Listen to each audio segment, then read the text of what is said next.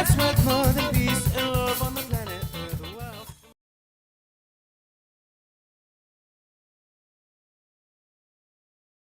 Hello. How are you? Oh boy. Hold on one moment.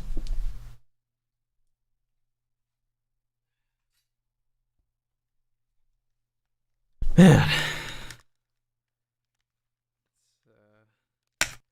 Took some going. We are here. Give me a moment to get everything right. Okay. All right. Let's see. Make sure everything's looking good.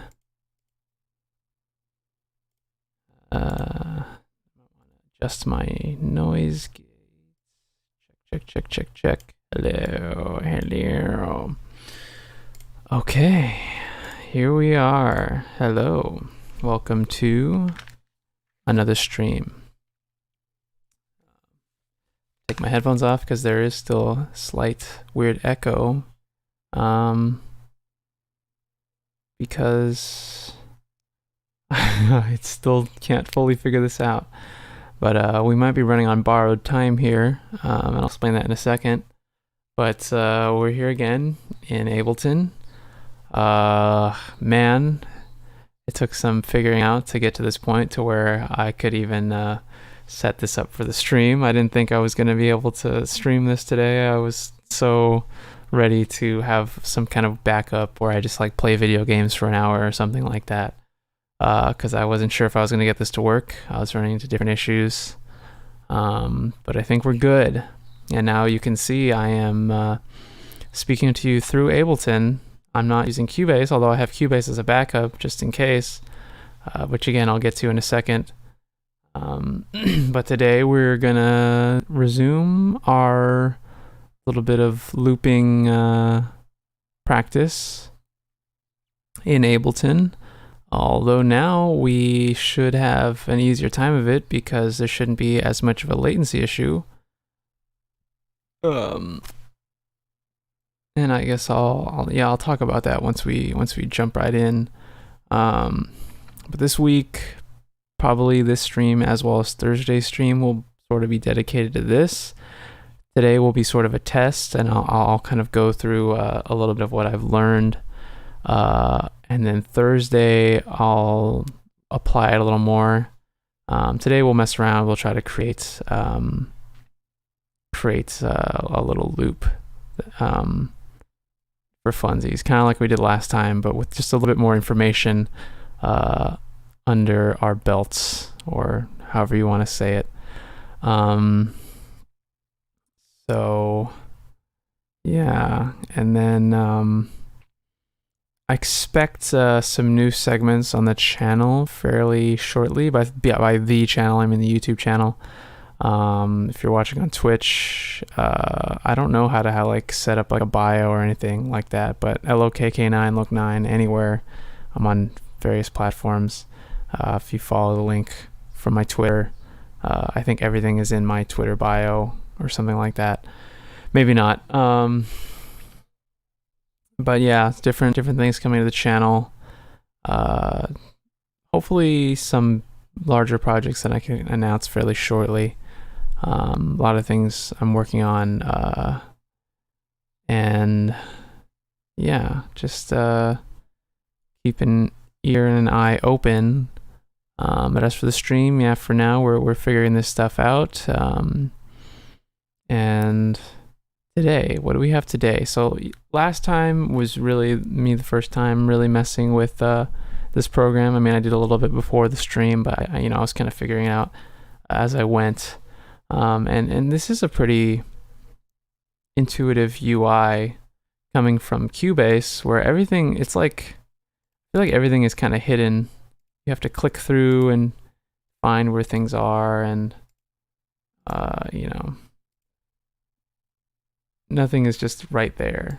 Ableton, everything is just kind of there on the screen. You just have to figure it out. And everything will just basically be in the same place every time. you know. So if you click on something, you know, everything that you need to know about it is going to be down here. You know, the loop information and things like that. And there's a couple, you know, there's the session view, which we're in right now, which is, and I need to resize these things. That's what I didn't figure out how to do. Resize these things so I could see more of these little tracks, these sessions. We'll talk about what that means, and versus the arrangement, which is sort of like a more traditional DAW.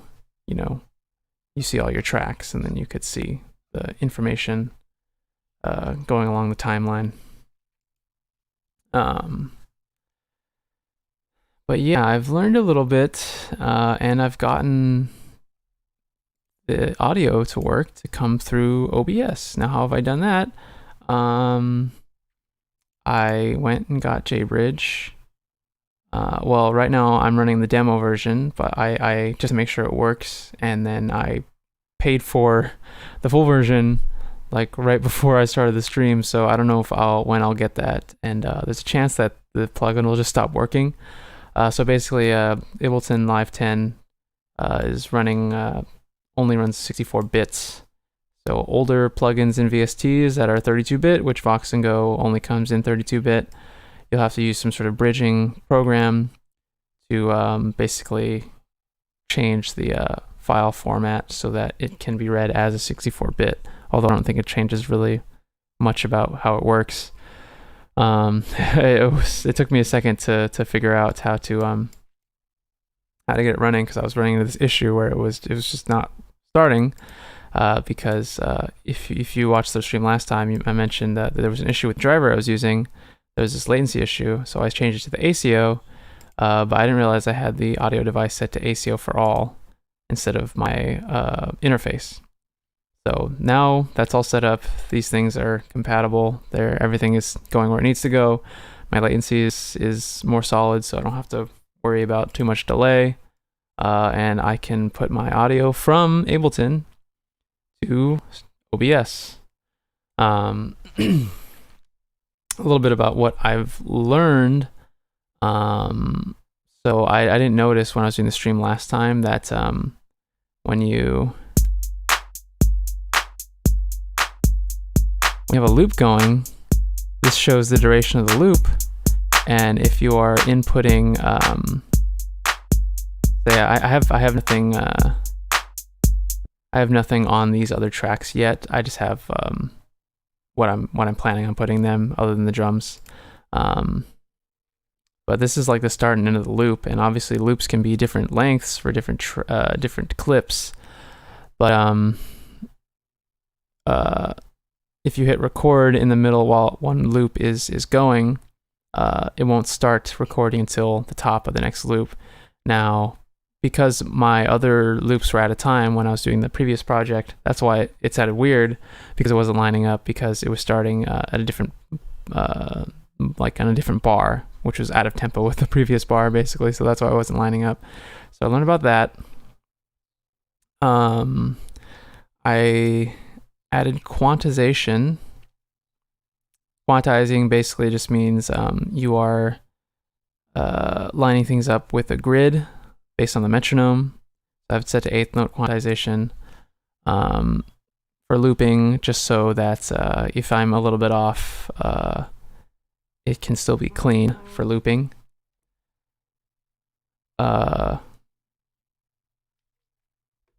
Maybe if I get better at this, I won't need that, but for now, I need that. I learned about the sessions, so basically, or scenes, I guess. So basically, if I have all these clips, so say I have drums here, I have a drum loop here, and a loop on like some keys or some kind of pad, a bass line, and then some like synthy lead thing, and then maybe like a singing or something. I could set all these clips into one scene, and instead of just playing them one by one, I could play them all at once as part of this scene. And that's why I've set up these clips ahead of time. I'm going to have them all right now. I learned about setting the loop length, which I was confused about before. You can do that ahead of time by double clicking on a clip and then setting all the parameters ahead of time. I was just like hitting record and then like, you know, going for it. But if you want to set those things ahead of time, you double click on these clip slots. So I'm going to go ahead and set everything to 4-bar length, not a 34-bar length. I don't know exactly what I'm going to have these loops be yet, but I just set it up ahead of time, something really simple. So that's, I could easily get it all to work for the stream. Let me just check my stream real quick, make sure everything's looking good on YouTube and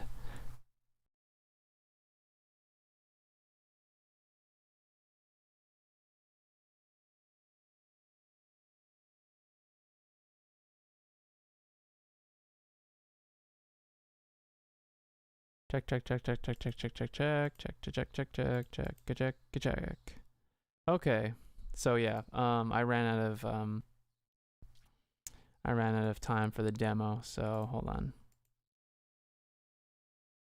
Turn this up a little. Check. Check.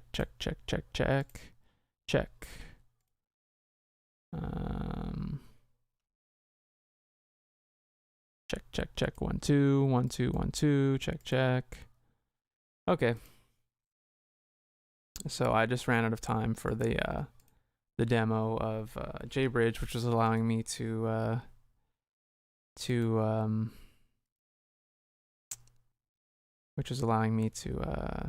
transmit my audio from Ableton to OBS. So that I'll have to do with that for the duration of the stream, unless somehow the full version came through my email. No, not yet. Okay. Well, I'll just have to deal with that, I guess. I'll figure out. I might have to just restart a project every 20 minutes and then reset everything up, which, you know, shouldn't be too difficult. I don't know if I could save. Can I save? Is it going to stop me from saving? It might. Stream. Okay. Yeah, it might stop me from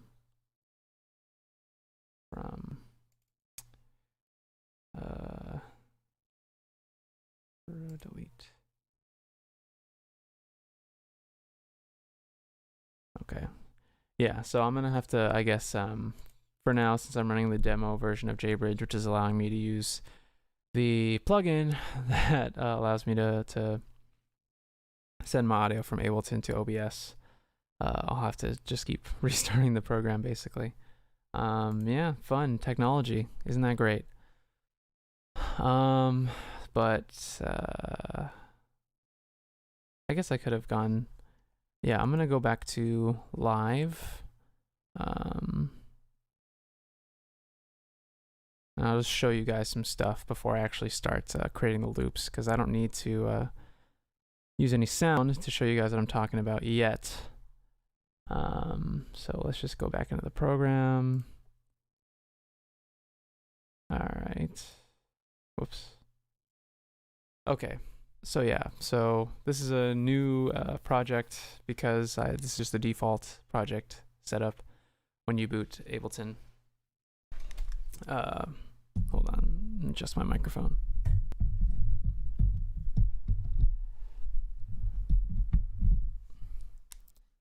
Hold on. Let me see if my settings are check. Okay.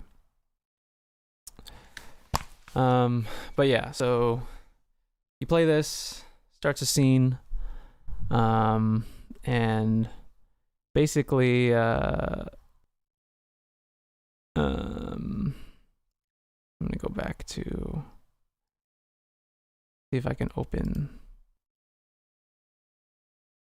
this again.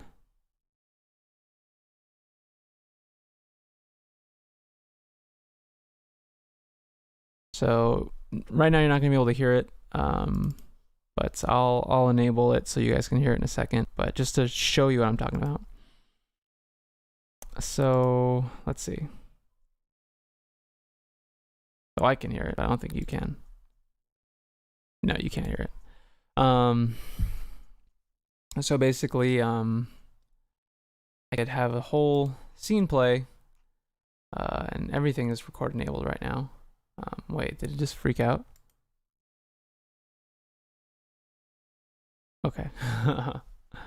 And if I want to add another clip from a different track, then I will hit, there's 2 record buttons, which is fun. There's the arrangement record button, which records into this, timeline view, if you want to have a more fleshed out track. And then there's a session record button. And this will line up with these loop lengths. So if I hit record, it won't actually start recording until the top of this loop. And I also have done a little bit of shortcut mapping. There's some pretty easy mapping you could do in Ableton, which is nice, again, for if you're doing things live. You could set up, so I have a MIDI keyboard. There's any number of MIDI controllers. It can take in a bunch of different forms. You could use, I don't know, like a Guitar Hero controller and turn it into a MIDI controller. And basically, instead of just triggering like, instruments, you can be like, hey, if I press this button on my MIDI controller, it's going to, for instance,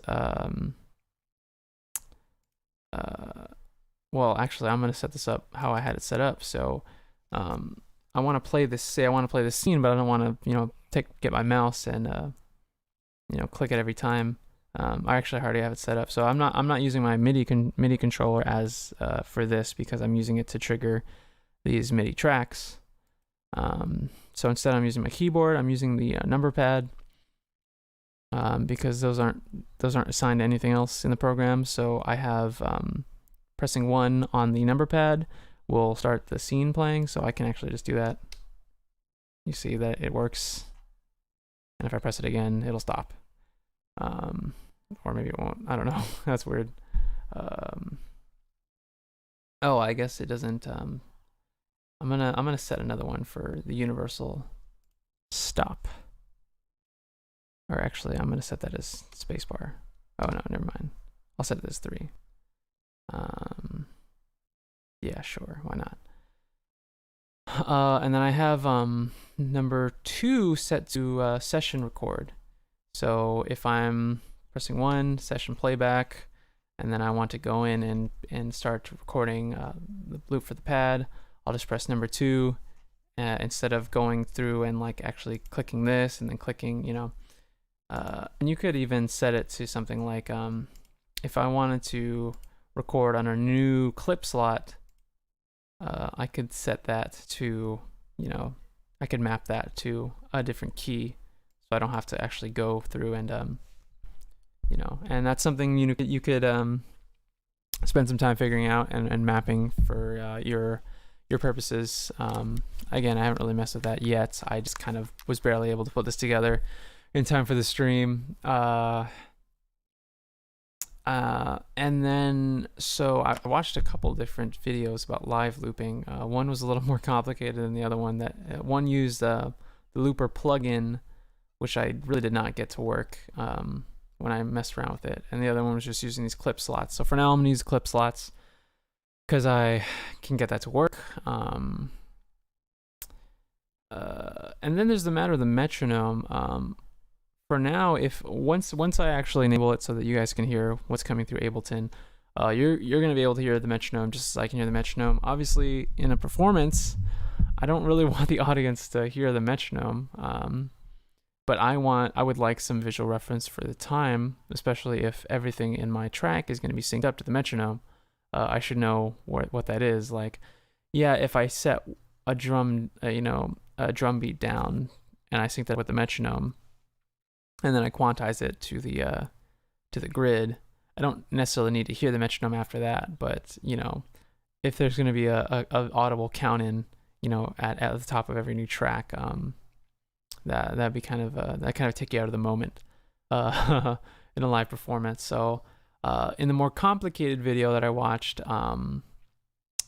he had it set up where the metronome was actually sending data to a MIDI controller that basically, or just a a device that was set up to the computer, that basically was a visual metronome. Basically, it just like activated a light that blinked in time with the metronome, and I haven't figured out how to set that up. I'm sure that'll come in handy if I want to use this for actual performances. But for now, you guys are just going to hear the metronome. So that basically kind of covers what I've learned. It's quite a bit. Bit of digging, a lot of messing around with things to try and figure them out. I'm going to check my email again, just in case that full version of JBridge has come in the last 10 minutes. Because I would like to use it so I don't have to do this stupid stuff. Man. Check my streams real quick. Things looking good.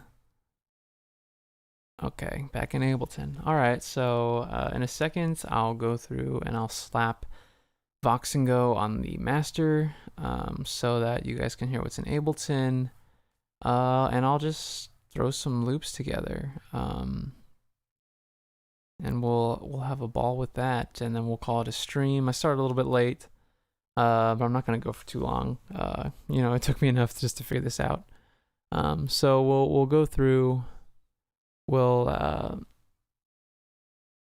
see about how the workflow for this whole looping thing is. And yeah. Why don't I save some time, since I have a limited amount of time to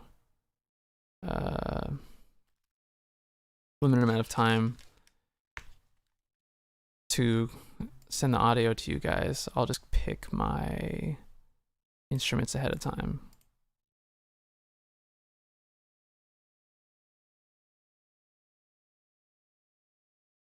I have a cheesy drum loop. So for keys, you know what? I'll throw Vox and Go on, and then I'll just deal with it.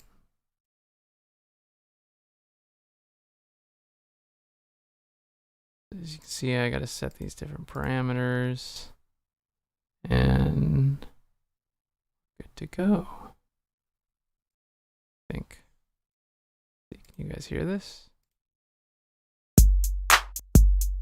Yes, you can.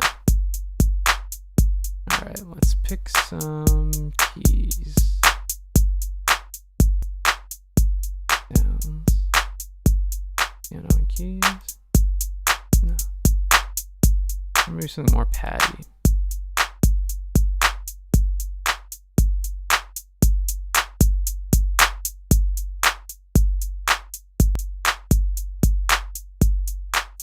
That's kind of gnarly, huh?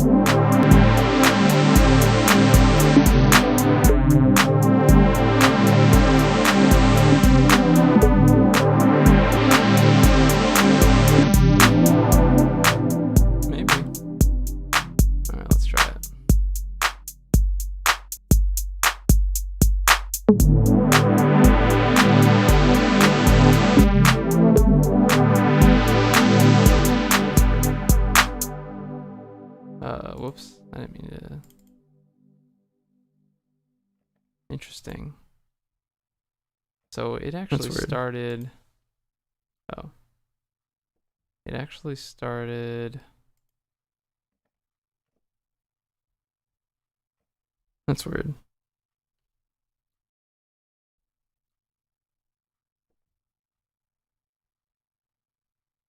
What happened?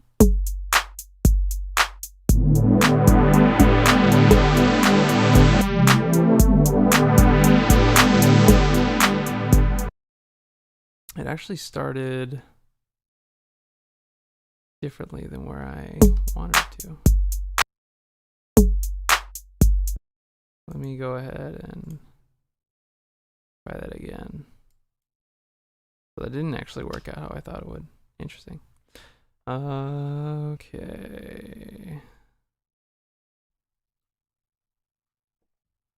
Why is it not playing?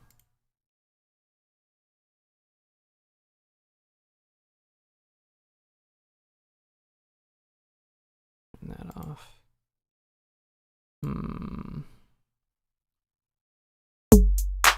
Okay. So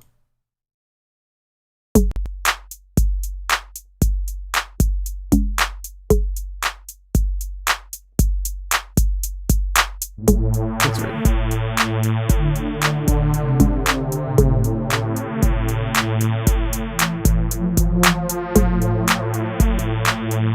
That's weird.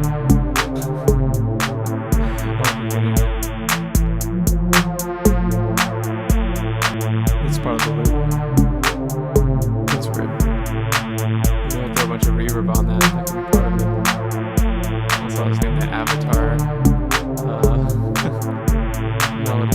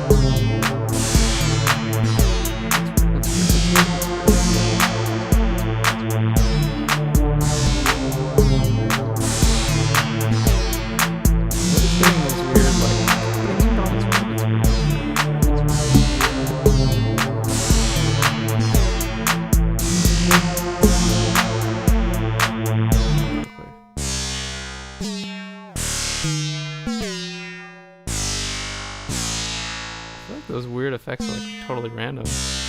I don't think we're getting any keys there.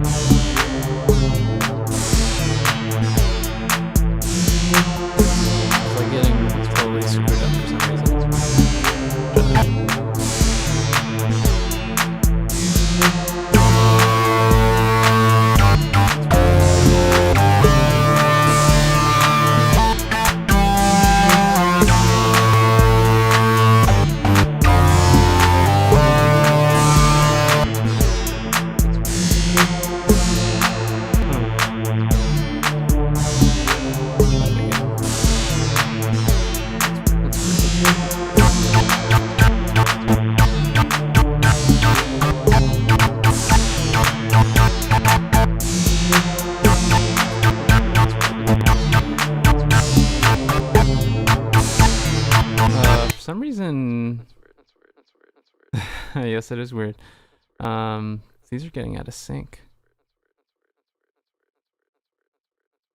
That's weird. As I have said millions of times in that repeat. Why is that? Huh. See, I thought it was supposed to start. I'm gonna go and delete that. A new one. Put that to 4 bars. Whoops. And then if I press should wait.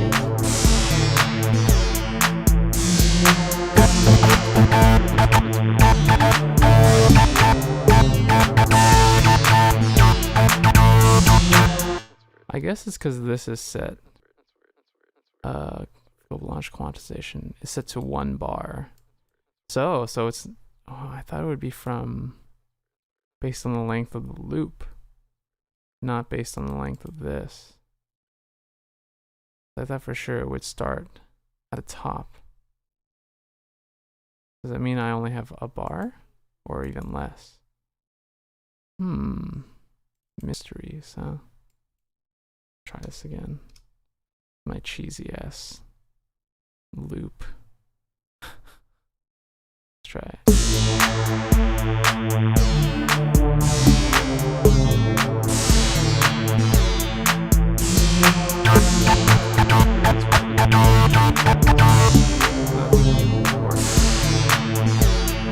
Come on. My inputs are not.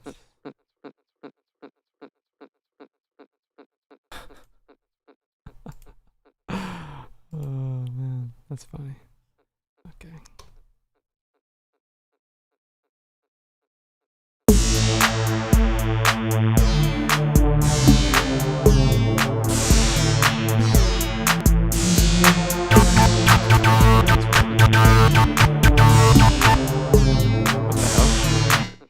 Oh, that's why. That is weird.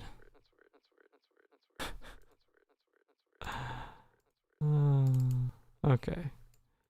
That's gonna be set at 4. Why is nothing else playing?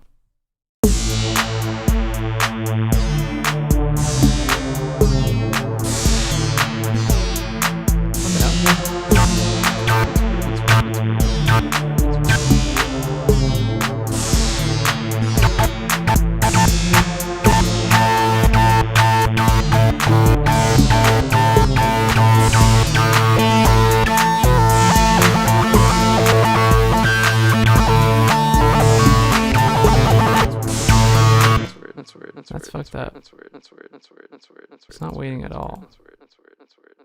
That is weird. What the fuck? So do I have to time it exactly? I thought it would wait until the top of the loop, especially if it's in the same session.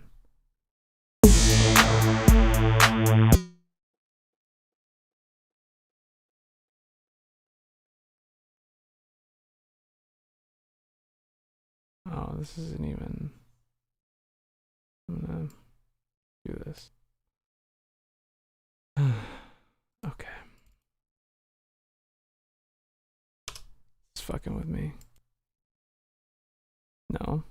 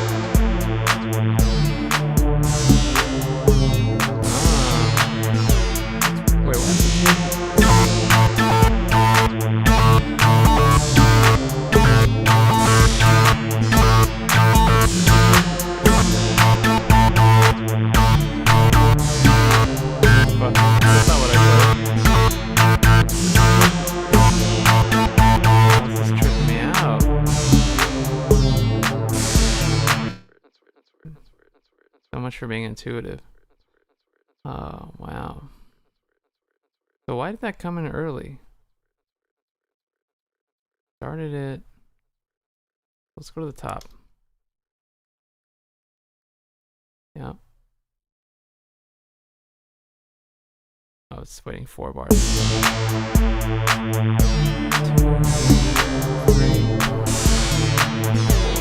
So right now. What the fuck?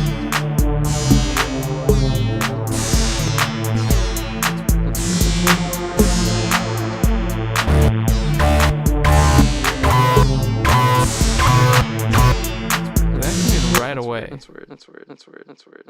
That came in. That is weird. Every single time I hear that, it's just gonna be completely appropriate. What the fuck? Hold on.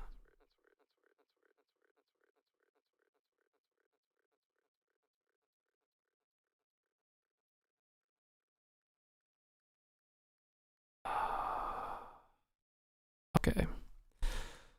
I don't get it. I really don't get it.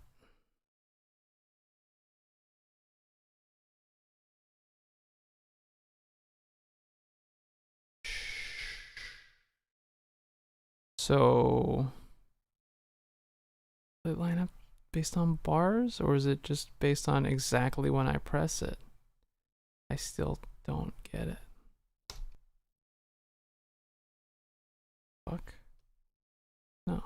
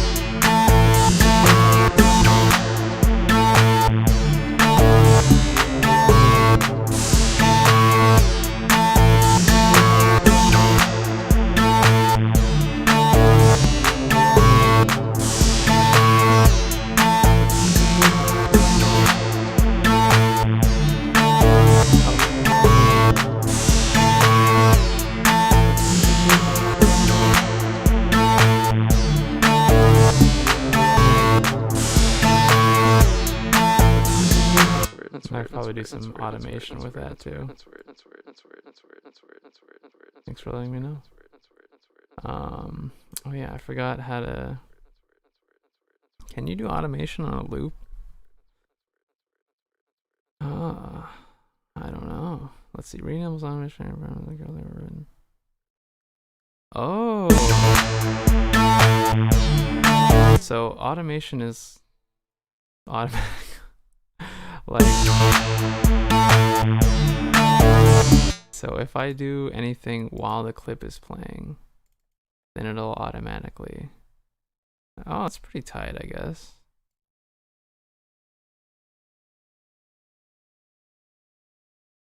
Okay.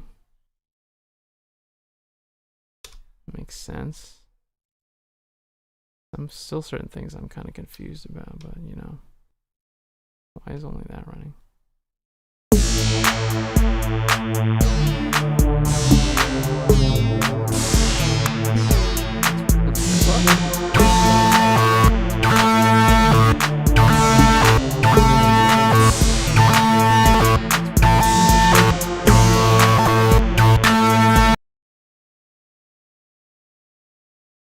All the sound is gone.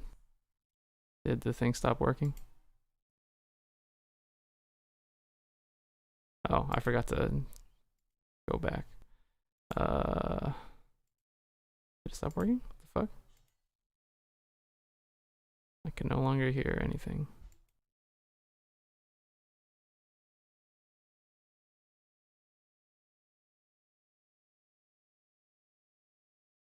Oh, yep. I'm timed out. Okay. So I still can't quite tell how the timing of this thing works, and it makes it really difficult when it comes to looping. Obviously, if I was just trying to put together a track, you know, I could just adjust everything after the fact. If it started in a weird place, I could just drag everything over that I wanted. But this is confounding me, really. All clip will behave when it's launched. Launch mode toggle. Mouse down starts the clip. Mouse up ignore gate. Mouse down starts the clip. Mouse up stops it. Mouse down starts and stops the clip. It's quantization. Cool.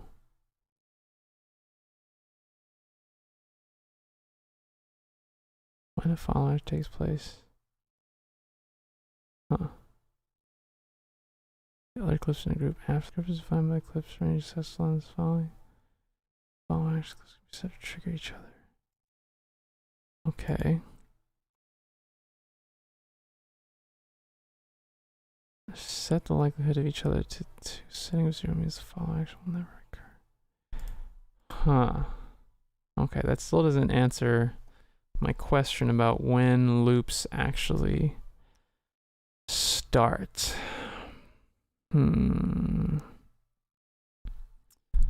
It's like more digging is gonna have to take place, but this is better. This is getting better, I guess. CPU usage, good to know. Man. So Oh, I see. You could just hide all that once you set that up, because you don't really need to see that once you set it up. Okay. Yeah, this is gonna be interesting to figure out, but I guess I just need to continue to watch more videos. Does it help to know another DAW before going into a new one? Yes. It helps to know the terminology and just sort of the general how these things work, how the chains work, for plugins, in audio ins, stereo outs, etc. What level readings mean, how to set things up, how to set up your devices and your drivers. But yeah, it could take a minute, because each DAW, even though they should, sort of technically all do the same stuff, this is freaking out. Even though they all basically, it's like a way to record and produce audio, each of them have a different workflow, a different feel, a different UI, maybe even different purposes, such as, this is supposedly intended for live settings. And especially this is newer. I'm using an older version of Cubase. I'm used to using an older version of Cubase, so something's gonna be different. But yeah, there's definitely still a good amount more for me to figure out. Although I think I'm starting to get it. It's at this point it's usable, generally. But things like figuring out when, once you hit record, when is the loop gonna start, and things like that. How to use set things up so I can hear the metronome and you can't, or I can reference a metronome, and the audience won't be able to. Luckily, there's this, info view thing that will kind of tell me as I explore the UI what everything does.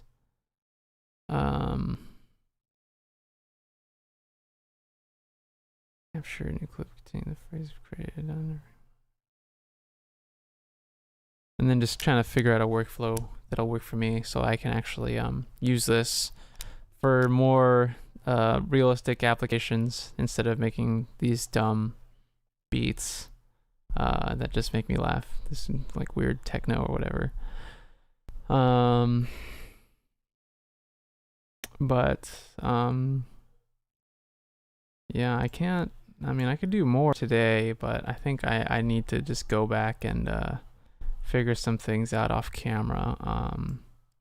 My goal for Thursday, although honestly between streams I'm thinking about the streams, but it's always so annoying for me to actually go and be like, oh, I have to do my research and get things set up for the stream, blah blah blah. The motivation isn't always there for that, but the deadline, keeps me honest, at least. So yeah, my hope for Thursday is to sort of figure out a workflow that's usable for me, and then try to put together more of a proof of concept in which I'm not just using these cheesy MIDI triggered sounds, and I'm actually incorporating a combination of these MIDI tracks and audio coming in through my microphone. Try to figure out a DI setup for my guitar, because I don't really have a great amp setup. I don't have a lot of space in here, period. So figuring out how I can make this work for my music specifically, and not just this weirdo stuff that I can throw together using all these stock plugins and instruments. So that'll be fun. Mostly just figuring out the workflow and figuring out how these more subtle things, I guess, work. I thought I understood how it worked, but I guess I don't. I guess I sort of get the gist, but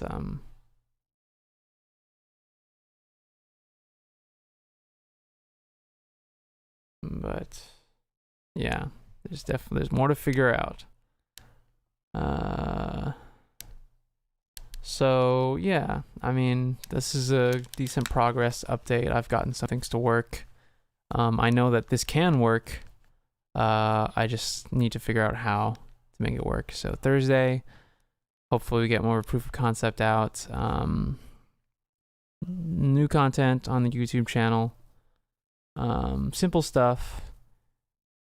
Honestly, a lot of this figuring this stuff out takes up a good amount of my mental capacity. So in terms of ideas I have, yeah, I'm writing things down and I'm sort of sketching things out. But actually, going through and completing other projects, it's like I gotta figure out some of these things. It's difficult when you're doing a bunch of new things to have these clear indicators of progress and to have these put together packages that I can display. So the stream is just, I guess, a way for me to have my process, but also show it to some degree, so that there's something to share, even though I'm still just kind of figuring it all out. But yeah, I guess that'll do it for me for this week. Not a bad one, a short one. Just I spent most of the time beforehand just figuring this out.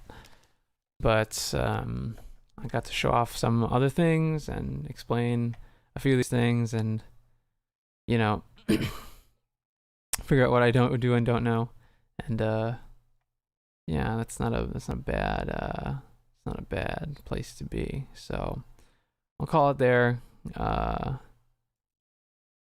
Thanks for tuning in, as always, my 1 or 2 viewers that seem to check in every time. And I'll see y'all on Thursday.